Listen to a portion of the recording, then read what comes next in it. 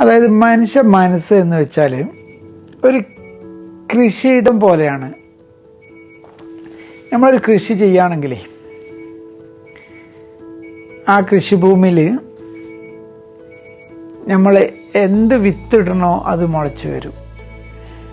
നമ്മളൊരു എക്സാമ്പിൾ പറയാം. നമ്മളൊരു റോഡ് സൈഡിലൊരു പ്രോപ്പർട്ടി, ഒരു പ്ലോട്ട്, വളരെ വേസ്റ്റും കുപ്പിച്ചില്ലും അതേപോലെ പ്ലാസ്റ്റിക് കവറും ബോട്ടിലുകളും കുറേ മരങ്ങളും വേസ്റ്റായ പനകളുണ്ടാവും, കുറേ മുള്ളുമരങ്ങളുണ്ടാവും. പക്ഷേ ഇതിലൊക്കെ കൃഷി ചെയ്യാൻ വിചാരിക്കുകയാണെങ്കിൽ നമ്മൾ ആദ്യം എന്ത് ചെയ്യണം? ആ വേസ്റ്റൊക്കെ എടുത്ത് ഒഴിവാക്കണം, അല്ലേ? ആ വേസ്റ്റ് മൊത്തം എടുത്ത് ഒഴിവാക്കി കഴിഞ്ഞാലേ ഉള്ളൂ നമുക്കവിടെ കൃഷി ചെയ്ത് കഴിഞ്ഞാൽ ശരിയായ കൃഷി നടക്കുകയുള്ളൂ. അതല്ലെങ്കിൽ ആ വേസ്റ്റിനിടയിലും അതേപോലെ വേണ്ടാത്ത ആവശ്യമില്ലാത്ത മരങ്ങളും ചെടികളും ഉണ്ടെങ്കിൽ അതും അതിൽ നിന്നും വളം വലിച്ചെടുക്കും.